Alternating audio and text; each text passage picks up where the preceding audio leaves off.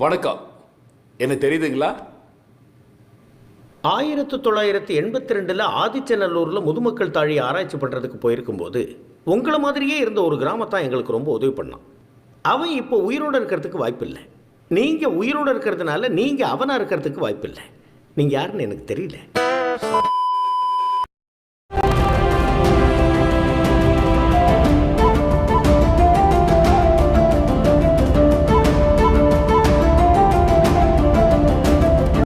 இந்த ஷோவை உங்களில் எத்தனை பேருக்கு ஞாபகம் இருக்குது அப்படின்னு தெரில. பட் எனக்கு நல்லாவே ஞாபகம் இருக்குது. சின்ன வயசில் பார்த்தீங்கன்னா 2010-11 ரேஞ்சில் சுட்டி டிவியில் இதை டெலிகாஸ்ட் பண்ணியிருந்திருப்பாங்க.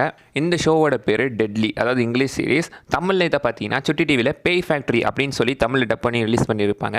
சின்ன வயசில் பார்க்கும்போது ஒன்றும் பெருசாக புரியாது. பட் பார்க்குறதுக்கு நல்லா இருக்கே, எல்லா கார்ட்டூன்ஸ் உட்காந்து பார்ப்போம் அப்படின்ற மாதிரி இதுவுமே உட்காந்து பார்த்தது தான். சுட்டி டிவியில் டெலிகாஸ்ட் பண்ணப்பட்ட பல விதமான கார்ட்டூன் சீரீஸில் இதுவுமே one of the series. And Tamil டப்பிங்லேயுமே இது இருக்குது. ஆக்சுவலி இந்த டெட்லின்றது பார்த்தீங்கன்னா ஆஸ்திரேலியாவோட அனிமேட்டட் சீரிஸ். ஆஸ்திரேலியாவில் 9 நெட்வொர்க்ன்ற சேனலில் 2006 2007 இந்த 2 வருஷமும் இந்த ஷோ பார்த்தீங்கன்னா டெலிகாஸ்ட் பண்ணியிருந்திருக்காங்க. இந்த ஷோ பார்த்தீங்கன்னா மோரிஸ் கிளைஸ்மேன் அண்ட் பால் ஜென்னிக்சன் 2 பேரோட ரைட்டிங்கில் உருவாக்கப்பட்ட நாவல் சீரிஸில் உருவானது. நாவலை பேஸ் பண்ணி தான் இவங்க இந்த அனிமேட்டட் சீரிஸை அடாப்ட் பண்ணி எடுத்திருக்காங்க. இந்த சீரிஸில் மொத்தமே பார்த்தீங்கன்னா 13 எபிசோடு தான். ஸோ ஒரே நாளில் கூட பார்த்து முடிச்சிடலாம். அந்தளவுக்கு ரொம்ப கம்மியான எபிசோட்ஸ் தான் இருக்குது. அண்ட் ஒவ்வொரு எபிசோடுமே ஜஸ்ட்டு ஒரு 18-20 நிமிஷம் தான் இருக்கும். ரொம்பவே கம்மி தான். அண்ட் இந்த ஷோவோட கதையை பற்றி எடுத்துக்கிட்டோன்னா ஒரு நடு ஊரில் பார்த்திங்கன்னா ஒரு ஃபேக்ட்ரி ஒன்று இருக்குது. அந்த ஊருக்கு பார்த்தீங்கன்னா ஒரு நாள் ஸ்ப்ராக்கெட் அப்படின்ற ஒரு பையன் வந்து அந்த ஊரில் இறங்குறான். அவன் கையில் ஒரு ஃபோட்டோ இருக்குது. அந்த ஃபோட்டோ அவன் சின்ன வயசாக இருக்கும் போதுந்தே அவன் கூட இருந்துக்கிட்டு இருக்கான். ஸோ அந்த ஃபோட்டோவில் இருக்கிறது யார் அப்படின்னு கண்டுபிடிக்கிறதுக்காக அந்த ஃபோட்டோ எடுத்துக்கிட்டு இவன் இந்த ஊருக்கு வந்திருக்கான்.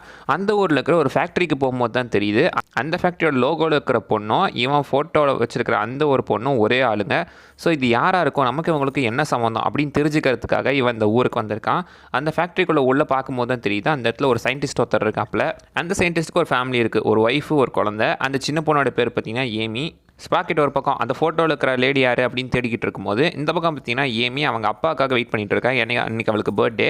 பட் ஆனால் அன்றைக்கி அவங்க அப்பா வீட்டுக்கு வரல. அதுக்கப்புறம் பார்த்தீங்கன்னா காணாமல் போயிடுறாரு. அவர் எங்கே போனார்னு யாருக்கும் தெரியல.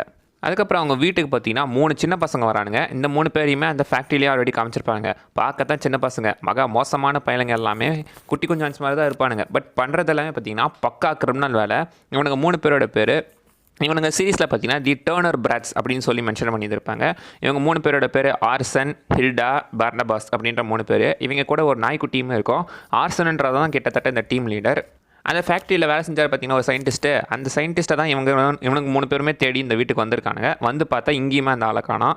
அவனுங்க வந்துட்டு போனதுக்கப்புறம் பார்த்தீங்கன்னா திரும்ப ஏமி வீட்டுக்குள்ளே வந்து பார்க்க, அந்த வீட்டுக்குள்ளே பார்த்தீங்கன்னா ஒரு சின்ன குழந்தை இருக்குது. அந்த குழந்தை யாரா அப்படின்னு பார்க்கும்போது தான் தெரியுது அந்த சின்ன குழந்தை யாரும் கிடையாது, ஏமியோட அம்மா தான். கிட்டத்தட்ட அம்மா வயசில் இருந்தவங்க இப்போ பார்த்தீங்கன்னா 2 வயசு குழந்தையாயிட்டாங்க. ஸோ இதுக்கப்புறம் தான் இந்த சீரிஸ் பார்த்தீங்கன்னா ஒரு சஸ்பென்ஸ் த்ரில்லர் மாதிரி தான் மூவாயிட்டு இருக்கும். ஏகப்பட்ட சஸ்பென்ஸ் இருக்கும். அடுத்தடுத்து அதை கொஞ்சம் கொஞ்சமாக ரிவீல் பண்ணிட்டுருவாங்க. அதுக்கப்புறம் தான் தெரிய வருது அந்த 3 சின்ன பசங்களுமே பார்த்தீங்கன்னா ஆக்சுவலி பெரிய ஆளுங்க தான். அவனோட வீட்டுக்குள்ளேயும் ஃபேக்ட்ரிலையும் ஒரு சின்ன ப்ளூ கலர் செடியை வளர்த்துக்கிட்டு இருக்கானுங்க. அது ஒரு டீ பிளான்ட் தான்.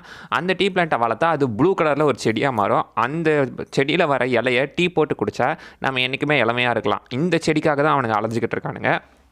ஒரு நாள் அந்த வீட்டில் நடந்த ஆக்சிடெண்ட்டில் அந்த செடி எல்லாமே பார்த்திங்கன்னா தண்ணியில் அடிச்சுட்டு போயிடும். வேறு இடத்துல போய் பார்த்திங்கன்னா அது முளைச்சிட்ருக்கோம். அதே வீட்டுக்குள்ளே ஐஸுக்குள்ளே ஒரு வயசான ஆளை அடைச்சி வச்சுருப்பாங்க. அந்த ஆள் இவங்களுக்கு தெரிஞ்ச ஆள் தான். அவரை ஐஸுக்குள்ளே அடைச்சி வச்சுருப்பாங்க. அதுக்கப்புறம் அந்த ப்ளூ கலர் செடிகளையுமே அதே மாதிரி உள்ளே பதப்படுத்தி வச்சுருப்பானுங்க ஃப்ரீசரில். இப்போ தான் தெரியுது இந்த சின்ன பசங்க எப்படி இவ்வளோ பெரிய ஆளுங்க சின்ன பசங்களாக இருக்கானுங்க அப்படின்னு சொல்லிட்டு. இந்த செடியில் டீ போட்டு குடிச்சிருக்கானுங்க. அதனாலேயே இப்போ வரைக்கும் சின்ன பசங்களாக இருந்துகிட்ருக்கானுங்க.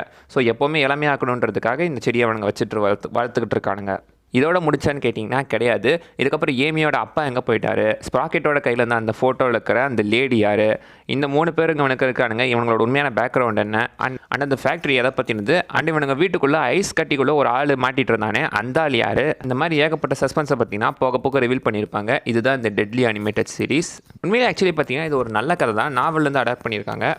அந்த கதையுமே போக போக கொஞ்சம் இன்ட்ரெஸ்டிங்காகவே இருக்கும். அண்ட் ஒரு சஸ்பென்ஸில் கதையாவது இது மூவ் ஆகிட்டே இருக்கும்.